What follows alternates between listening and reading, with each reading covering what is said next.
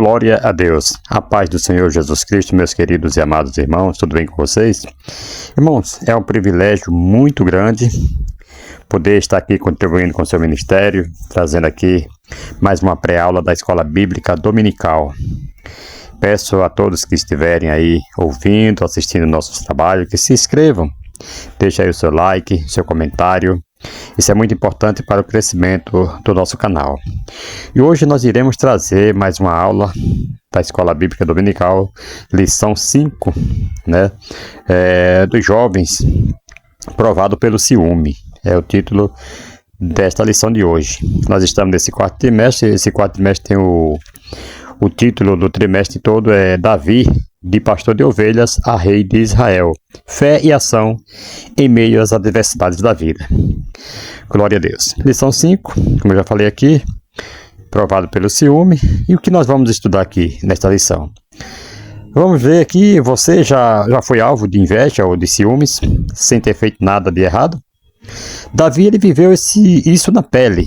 Davi viveu, esses momentos difíceis na sua vida.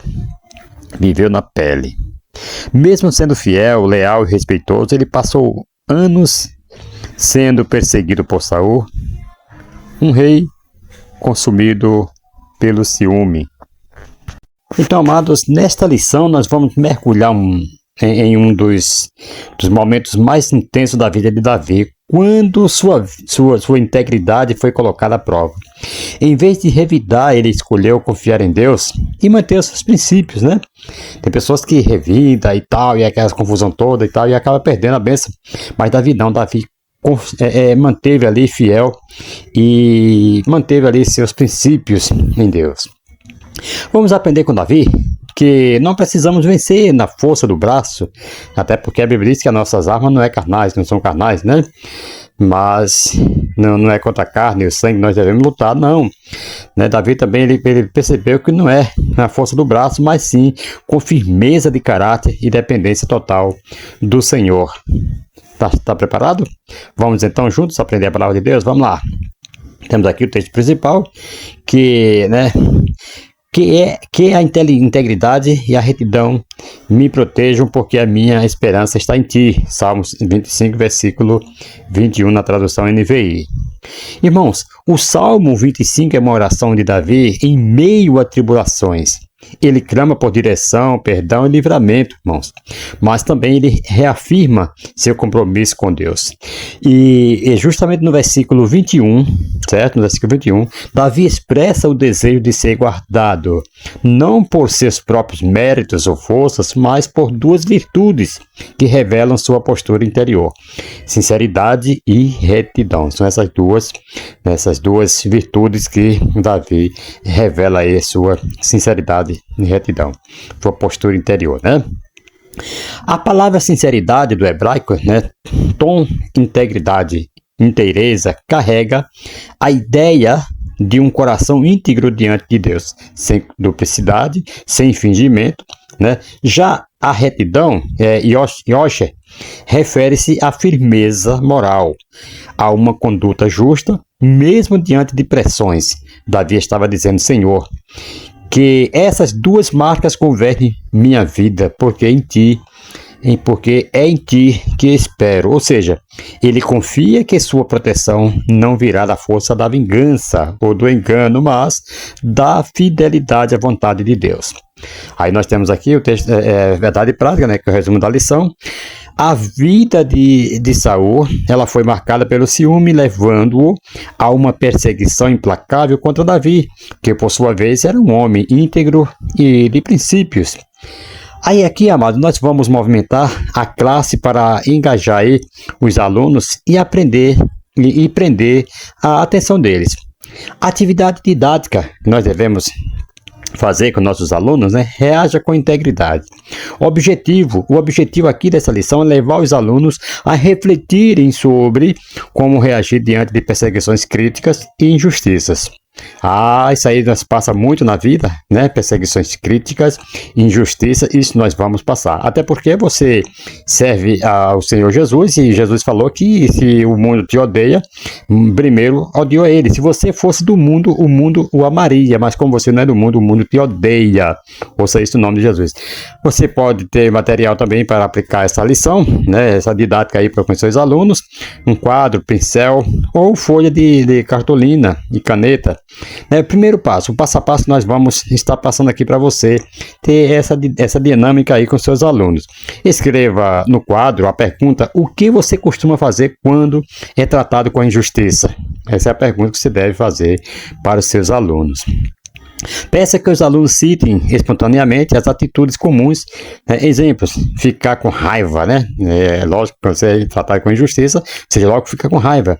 Falar mal da pessoa, se afastar, planejar uma resposta ou vingança, orar e deixar nas mãos de Deus. Por aí. Em seguida, terceiro ponto, pergunte o que Davi fez quando foi perseguido por Saul. Deixe que eles respondam e, se necessário, complemente. Ele agiu com prudência, não revindou, manteve a integridade. E quarto, conclusão, mostre que a verdadeira integridade é revelada quando decidimos fazer o que é certo, mesmo quando, escute isto, mesmo quando temos motivo para fazer o errado. Então escreva a frase no quadro e peça que repitam juntos: a minha integridade vale mais do que minha razão. A minha integridade vale mais do que a minha razão. Tem pessoas que querem ter razão, irmão, em tudo. E falou para ele é uma palavra de Deus, não volta atrás. Olha, irmãos, devemos ter integridade e largar nossa razão de lado para nós sermos felizes. Primeiro ponto, o ciúme de Saul. Glória a Deus, o ciúme de Saul. Irmão, o ciúme é um sentimento relacionado à perversidade, à possessividade, aliás, insegurança e desejo de controle sobre alguém ou algo, no grego bíblico, O termo zelos pode significar tanto zelo, em sentido positivo, quanto ciúme ou inveja, em sentido negativo. Olha só, veja só aqui, então, nesse termo zelos pode significar tanto zelo em sentido positivo quanto ciúme. Lembra que a Bíblia diz que faz uma pergunta se o nosso Deus tem ciúme de nós? Ali é zelo, se tem zelo por nós. Se é em vão que a Bíblia diz que Deus tem ciúme, tem zelo. Esse aqui é um zelo, no sentido positivo, certo? Irmãos, dependendo do contexto aqui, em Gálatas, capítulo 5, versículo 20, o ciúme ele é destrutivo, é classificado por Paulo como obra da carne, oposto ao fruto do Espírito, como diz lá em Gálatas, capítulo 5, versículo 19 a 21. É um sentimento autocentrado, que se manifesta quando alguém sente ameaçada a sua posição. Reconhecimento ou influência diante do outro. Ouça isso no nome de Jesus. No caso de Saul, o ciúme assumiu forma obsessiva e destrutiva, tornando-se um pecado progressivo, alimentado aí por orgulho, insegurança e inveja. Era isso que Saul sentia, orgulho, insegurança, que ele sabia que Davi estava prestes a assumir a ser o rei de Israel no lugar de Saul. Outro, admiração inicial. Davi como aliado, lá em primeiro livro de Samuel, capítulo 16, versículo 21 até o versículo 23, no início Saul vê Davi como um jovem talentoso e útil. Davi passa a servi-lo no palácio e é muito estimado, pois aliviava a angústia espiritual do rei. Com sua música, Saul ainda não via Davi como ameaça. Aí surge aí o ciúme, reconhecimento público de Davi. Primeiro livro de Samuel, capítulo 18, versículo 6 ao 9. Após a vitória sobre Golias, Davi é aclamado pelo povo, especialmente pelas mulheres que cantam: Saul feriu seus milhares, porém Davi os seus 10 milhares. Versículo 7, Esse reconhecimento desperta em Saul ciúme e medo de perder sua posição, levando-o a encarar Davi como um rival. E desde aquele dia Saul não via Davi com bons olhos, como diz o versículo 9, não é verdade? E tentativas de manipulação e assassinato. Primeiro livro de Samuel, capítulo 18, versículo 10, 11.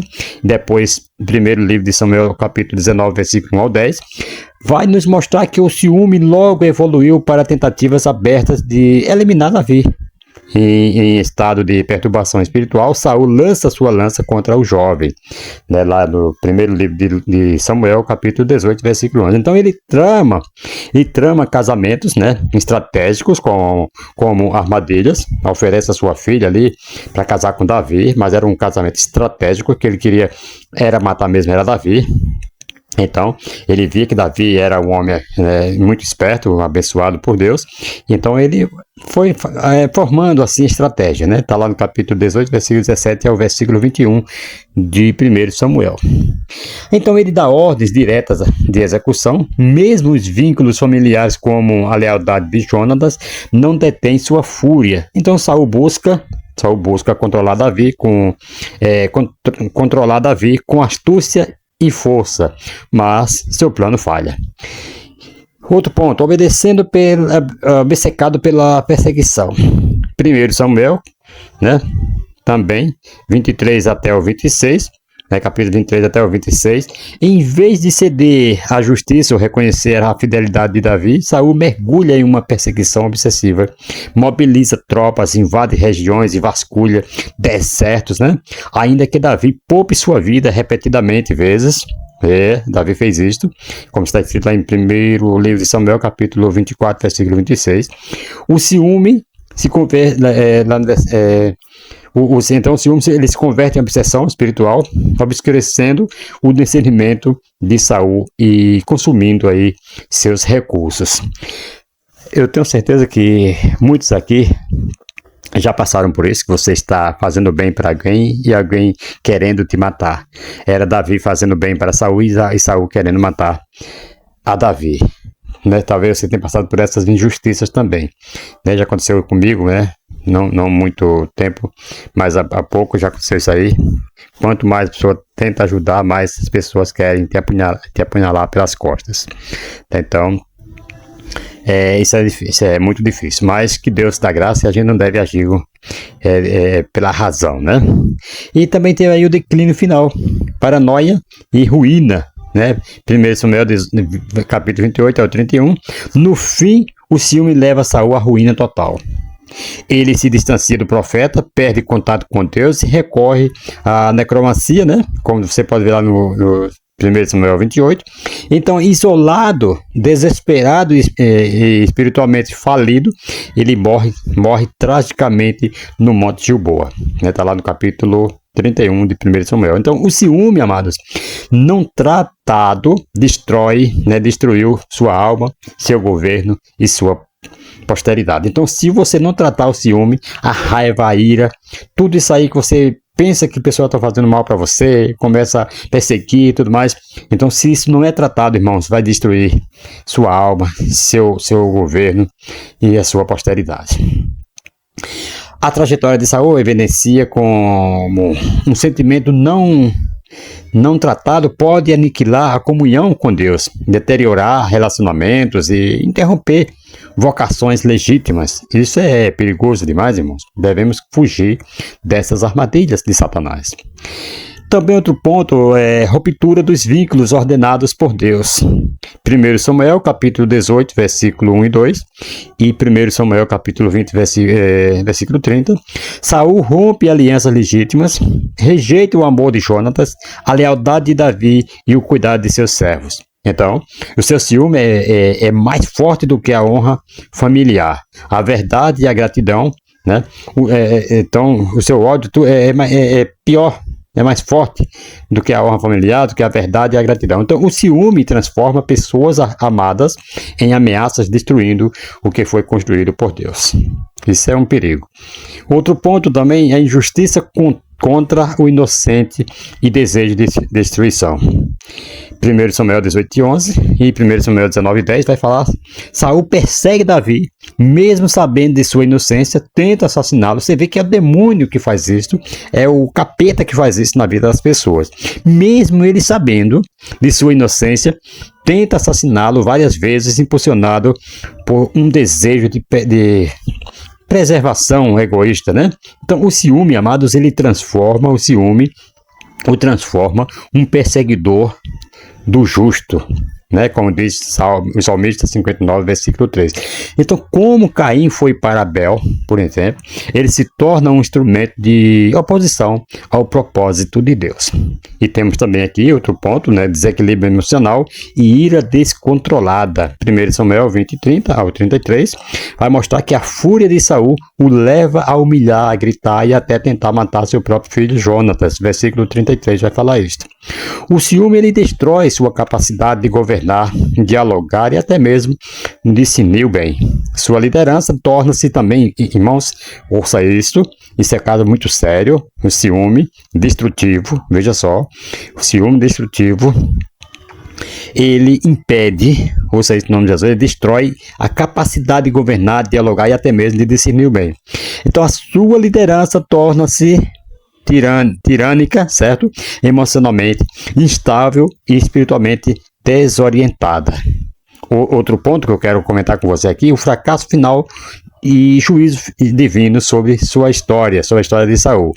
1 Samuel 31, no versículo 1 ao 6. O ciúme o conduziu até o vale da morte, sem honra, sem comunhão e sem herança. Então morre em meio à vergonha e ao abandono, caído por sua própria espada, né? Sua própria espada. Então a sua dinastia é interrompida, sua linhagem perde o trono e o seu nome passa à história como um exemplo de rebelião contra Deus, conforme diz primeiro livro de Crônica 10 e 13. Vamos aqui para o segundo subtópico do tópico 1. Prossiga para o alvo. Irmãos, como superar o ciúme? O primeiro passo é reconhecer o ciúme como um pecado. Então, Tiago, ele afirma que se houver inveja, amargura e sentimento faccioso no coração, não há verdade ali. Né? Tiago, capítulo 3, acho que é o versículo 14. Então, o ciúme, amado, ele precisa ser confessado como desobediência à vontade de Deus. Ele é contrário ao amor, por exemplo, como diz Paulo lá em 1 Coríntios 13, versículo 4. Ele contraria a graça, como diz Paulo em Romanos 6 e 11, e contraria a humildade exigida pelo Evangelho. Filipenses 2, versículo 1. Então, irmãos, outro ponto também que é muito interessante aqui, a gratidão é um antídoto bíblico contra o ciúme. Isso aqui é o que você deve ter na sua vida. É a gratidão, que ele se torna um antídoto contra o ciúme. O apóstolo Paulo, ele exorta, sede agradecidos, né? Colossenses 3 e 15. Saul, ele perdeu a alegria de servir, irmãos, porque passou a medir seu valor pelas vitórias de Davi. Então, quem não cultiva a gratidão, ele perde o contentamento com o que tem e passa a desejar aquilo que Deus deu a outros. Então, ele perde o contentamento com o que ele já tem e passa a desejar aquilo que Deus deu ao outro. E a gente vê muitas pessoas, se fosse eu que fizesse, porque Deus deu para ele, não deu para mim, essas coisas. Então, ele perde o contentamento daquilo que ele já tem. Então, o contentamento, amado, porém, é uma disciplina espiritual que protege a alma da cobiça e do ressentimento, como disse Paulo lá em 1 Timóteo 6 e 6. Outro ponto também que devemos ter, rompa com a lógica da comparação como critério de identidade. O ciúme, queridos, ouça isso em nome de Jesus, o ciúme é alimentado por um sistema de comparação que mede o próprio valor com base na acessão do outro. A Escritura, ao contrário, afirma que a referência do servo de Deus é a fidelidade, não a visibilidade. Certo? Então, a fidelidade a Deus é melhor do que a visibilidade. Tem pessoas que pregam, que fazem as coisas, querem ser vistos. Não por fidelidade, ele faz as coisas para Deus não por fidelidade, mas porque eles querem ser vistos. E isto Paulo já alerta em 1 Coríntios 4 e 2, certo? Irmãos, quem vive se comparando com os outros abandona o chamado e assume uma uma caricatura, né, existencial. Outro ponto também que nós devemos prestar atenção nisso aqui: exercite a honra como disciplina espiritual que quebra o orgulho.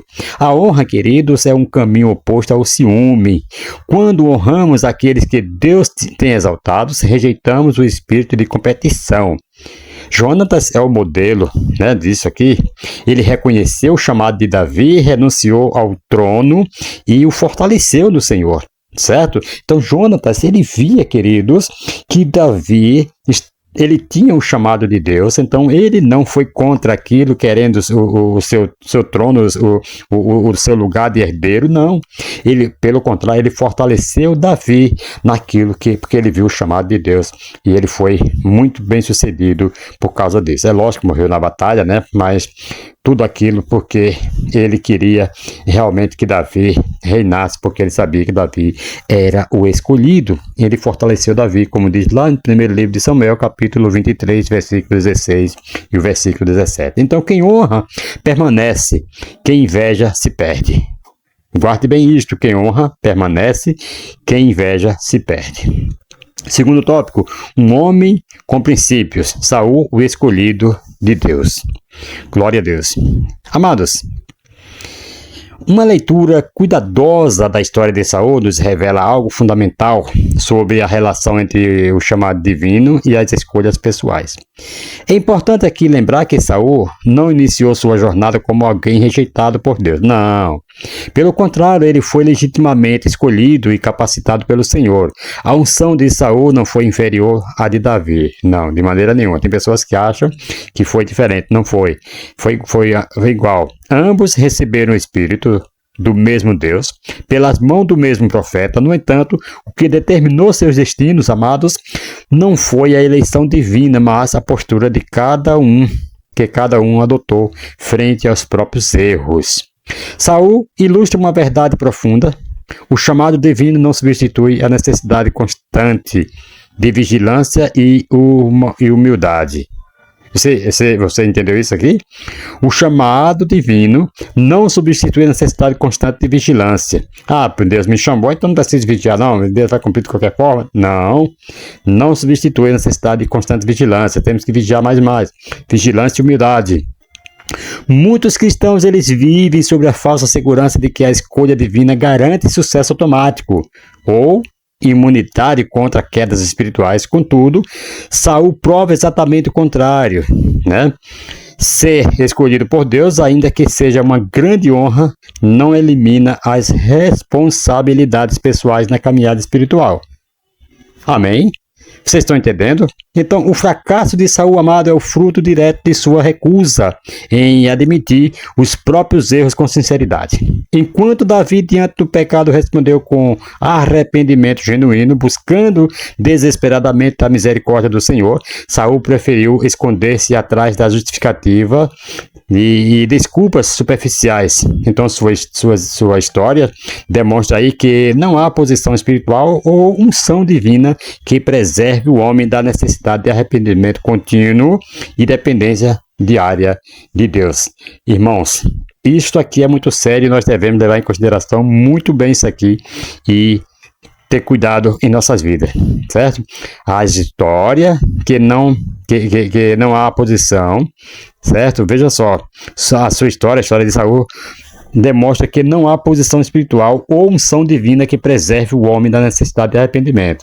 Não é porque foi ungido, não é porque foi escolhido por Deus que não necessite de arrependimento. Todos nós necessitamos. Não é porque um homem está em um cargo muito elevado que ele não necessita se arrepender, pedir perdão para os seus súditos, para as pessoas que estão sempre, que são ali governadas por ele. Não. Temos que nos arrepender, temos que andar com fidelidade diante do Senhor. Louvado seja o nome do Senhor. Segundo subtópico do tópico 2, um reinado de grandes feitos. Glória a Deus. Vamos detalhar aqui os feitos de Saul. Vamos lá. Primeiro, rei de Israel. Saul foi primeiro homem escolhido por Deus e ungido pelo profeta Samuel para liderar Israel como rei. Iniciando aí, assim, a monarquia em Israel, né? Tá lá em 1º livro de Samuel 10:1 e 1 Samuel 11:15. E vitória sobre os amonitas. Um dos feitos mais marcantes do reinado de Saul, amados, foi sua vitória inicial sobre os amonitas quando libertou Jabes de Gileade. Você sabe daquela história, Jabes de Gileade, né? Do cerco imposto por Naás, fortalecendo sua liderança e confirmando seu reinado diante do povo, certo? 1 Samuel 11, versículo 1 ao 11. E outro, organização militar de Israel. Saul foi responsável pela criação do primeiro exército formal de Israel, estruturando tropas regulares para defender o território contra inimigos como os filisteus, por exemplo, os amonitas, os amalequitas. 1 Samuel capítulo 13, versículo 1 ao 4, 1 Samuel 14, 47 até o 48. E ele também obteve vitória sobre os filisteus em Miquimás. Sobre a liderança de Saul, Israel venceu uma importante batalha contra os filisteus em Miquimás, né? Louvado seja o nome do Senhor, em que Jonatas teve papel decisivo, reafirmando o poder militar em Israel e trazendo segurança temporária à nação. Está lá em 1 Samuel 14, versículo 9 a 23. Outro ponto também foi o estabelecimento da capital em Gibeá. Saul ele fixou ali sua capital em Gibeá, né, como diz lá em 1 Samuel 10, 26 e 1 Samuel 15, 34, que se tornou seu centro administrativo e militar, contribuindo para a centralização e estruturação ali inicial da monarquia israelita. Apesar de seus equívocos, Saul não pode ser reduzido apenas aos seus erros, certo? Ele também desempenhou um papel fundamental na formação do Estado Nacional, lá em Israel, estabelecendo precedentes importantes para a monarquia israelita, né? Você pode ver isso nas histórias. E então ele exerceu, né? Errou muito, é claro, mas através dele também teve muitos pontos positivos. Porém, não se arrependeu de seus erros, né? Terceiro subtópico desse tópico 2, Davi, um homem de princípios, né? Glória a Deus. Irmãos, Davi, embora humano e suscetível às quedas, ele se destacou entre os líderes bíblicos por manter uma vida orientada por princípios espirituais, especialmente em contexto, né, de justiça, pressão e provocação. Então, o período de sua perseguição por Saul é particularmente revelador, né, de seu caráter.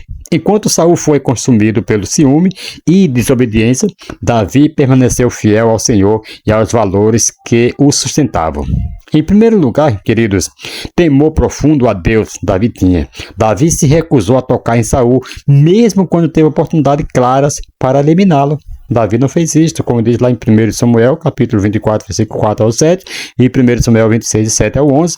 Sua justificativa era teológica, não estratégica. Saul era ungido do Senhor. Era lógico isso aí, tá? Então, se fosse pela estratégia, ele teria eliminado Saul ali naquele momento. Mas foi lógica, né? Glória a Deus. Quando Davi diz, não estenderei a mão contra o ungido do Senhor, ele está reconhecendo 3 verdades teológicas fundamentais. Primeiro, a autoridade espiritual de Saul é legítima, ainda que seu comportamento esteja corrompido, certo? Essa foi boa. A autoridade de Saul é legítima, ainda que o seu comportamento esteja corrompido. Porque Saul foi ungido realmente pelo profeta, foi Deus que mandou, certo? Ungiu ali Saul como rei. E segundo, a justiça pertence a Deus, não ao homem. Davi entende, ouça isso, Davi entende que não cabe a ele vingar-se ou adiantar o juízo, mas esperar que o Senhor no tempo certo trate com Saul. Tem pessoas que querem que Deus faça, ou quer fazer, né, com as próprias mãos, algo que Deus, né, ele acha que Deus está demorando a fazer, então as pessoas querem fazer, querem matar, querem fazer acontecer e tal. Não é bem assim, devemos esperar o tempo de Deus. Está escrito lá em 1 Samuel 24, 12 e 1 Samuel 26, versículo 10 também. Outro ponto, a obediência a Deus exige reverência à sua ordem institucional. Perseguido injustamente, Davi se submete ao princípio de que não se pode romper uma autoridade instituída sem incorrer em pecado contra o próprio Deus. Né? Romanos capítulo 3, versículo 1 e 2, em aplicação geral vai falar isso. Este texto, irmãos, não ensina que os líderes ungidos são intocáveis, não, em qualquer sentido. Não, veja só. Como se estivessem acima da crítica ou da correção. O ponto não é a inviolabilidade, não, na violabilidade da pessoa, mas a inviolabilidade da função até que Deus a renove. Soberanamente, Davi não afirma que Saul é irrepreensível, mas que ele não tem autorização divina para julgá-lo com as próprias mãos, ok? Tem pessoas que julgam com as próprias mãos, com as próprias palavras e querem lá já eliminar uma pessoa que às vezes foi Deus que colocou lá na frente. Mesmo que ele não esteja se arrependendo, mas foi Deus que colocou lá. Então, cabe a Deus tratar com o indivíduo. Equívocos contemporâneos na aplicação do texto nós vamos estar vendo aqui também. Infelizmente, queridos, essa frase é frequentemente usada de forma distorcida em contextos modernos, especialmente para, primeiro, inibir críticas justas e bíblicas à liderança espiritual, proteger lideranças abusivas sob a capa da unção, criar uma cultura de medo e obediência, obediência cega e passividade teológica. Então, tem pessoas que falam que ele não pode ser tocado, é intocável. Não, se errou, cabe sim uma crítica, tudo mais, sabendo quem deve tirar a vida ou tratar da sua maneira, com as suas próprias mãos. Essas implicações são infiéis ao contexto bíblico. Davi não deixou de reconhecer os pecados de Saul, ele os nomeou e lamentou muito, lógico. A diferença é que não tomou para si o direito de julgá-lo com as próprias mãos, algo reservado a Deus, certo? Porque só Deus tem o direito de dar e tirar a vida do ser humano. Pessoas que andam aí matando, fazendo, acontecendo, tome cuidado. Em segundo lugar, humildade diante da exaltação alheia e paciência quanto ao próprio reconhecimento. Davi ele não se promoveu após ser ungido por Samuel, não. Como diz lá em 1 Samuel 16:13, ele retornou ao serviço humilde e até anônimo, cuidando de ovelhas, tocando harpa, obedecendo ao pai, servindo a Saul. Ele aguardou o tempo de Deus para ser elevado, irmãos. Sua conduta aqui demonstra aí o princípio do contentamento em servir, mesmo quando já se conhece o próprio chamado. Então, Davi não forçou a porta do trono, não. Ele confiou que o Deus que o chamou o conduziria até lá no tempo certo, como diz Salmos 37, versículos 5 ao 7, espera no Senhor. Em terceiro lugar, amado, lealdade a alianças e compromissos. A amizade com Jonatas, uma aliança com ele, como diz o primeiro livro de Samuel 18, 3 e 4, e também capítulo 20, versículos 16 e 17, e posteriormente o cuidado com Mefibosete, segundo Samuel 9, demonstram que Davi era movido por fidelidade e não por interesse próprio. Ele não descartava pessoas conforme a convivência do momento. Essa constância nos relacionamentos revela um princípio que falta a muitos líderes. Ouça isto. Quando arruma alguém melhor, que é da turminha, despreza um outro amigo. Não, Davi manteve firme. Então, manter a palavra, amado, mesmo quando isso custa posição, conforto ou vantagens, devemos manter. É lógico, Jonatas seria o herdeiro, legalmente, mas Davi nem se preocupou com isso, porque ele sabia o chamado de Deus na sua vida. Terceiro tópico, integridade, Integridade à prova de ciúmes. A lógica humana. Glória a Deus. Vocês estão gostando da aula? Vocês estão apreciando bem aqui a nossa aula? Irmãos, glória a Deus. A lógica humana, Integridade à prova de ciúmes. Nós vivemos cercados por uma lógica que exalta a imagem e a força, Exalta a imagem, a força, a autopromoção e o direito à vantagem. É a lógica que diz quem pode mais vence, quem se impõe conquista, quem espera perde. Veja só, essa mentalidade é amplamente aceita, reproduzida e até admirada. É a base do sistema do mundo, não é verdade? Mas quem anda com Deus não pode caminhar por esse mapa. A história de Davi nos obriga a fazer essa pausa e a repensar nossos critérios.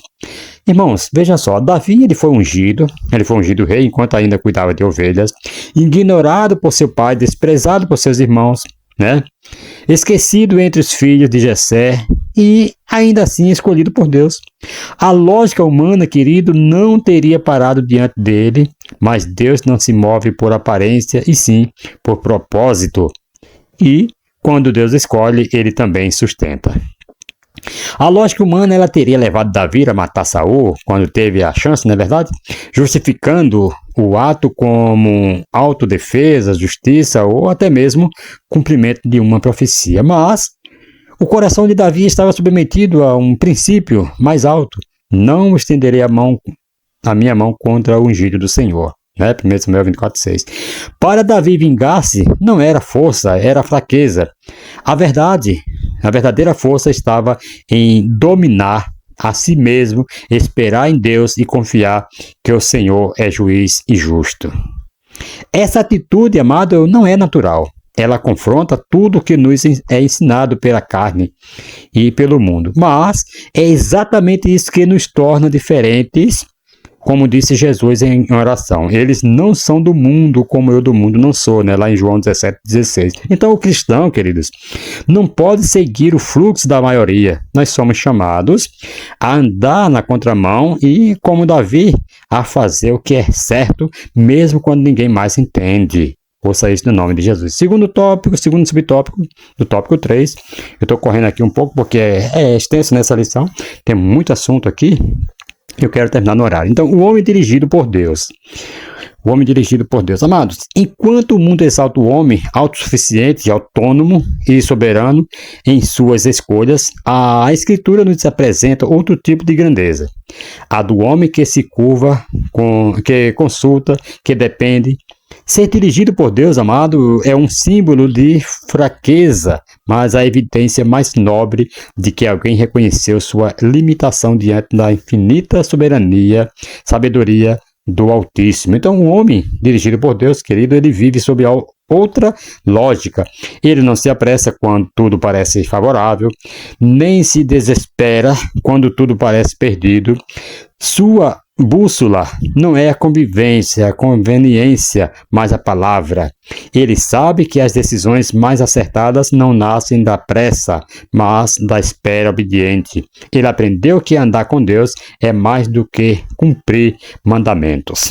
É manter os ouvidos atentos à voz do Espírito, mesmo quando o mundo grita pressa, poder e prestígio.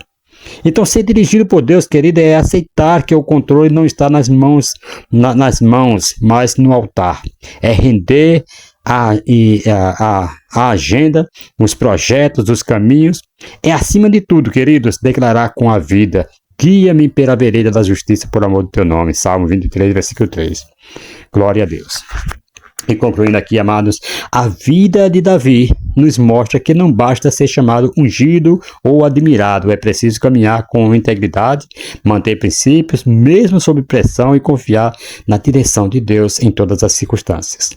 Enquanto Saul, embora escolhido, foi vencido por seu próprio ciúme, Davi permaneceu firme, não pela força de suas emoções, mas pela profundidade de sua comunhão com o Senhor. Então a sua história aqui, amado, nos ensina que caráter vale mais do que prestígio e que obedecer é melhor do que sacrificar. Glória a Deus. Fica aí para vocês essa lição, amados, e esse ensinamento. Que Deus abençoe. Nunca deixe o ciúme e a ira tomar conta do seu coração, mas obedeça a Deus, espere no tempo do Senhor.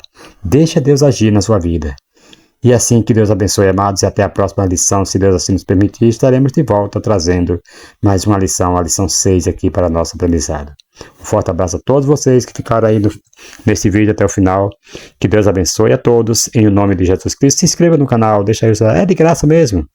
Aperta o dedinho aí, inscreva-se aí, deixa o seu like, o seu comentário. Isso é muito importante para o crescimento do nosso canal. E assim nós estaremos evangelizando a todos e muito mais gente para a glória do nome do Senhor. Não ganho nada por isto, só ganho do reino, né, do eterno Deus. Ele é o poderoso que cuida de nós, cuida de mim, cuida de você. Ouça isso no nome de Jesus. Meu trabalho aqui não é com o interesse de ganhar dinheiro, mas sim de levar a mensagem do Senhor a todas as criaturas, as pessoas que necessitam de uma palavra como esta. Amém? Um forte abraço e que Deus abençoe a todos, em nome de Jesus.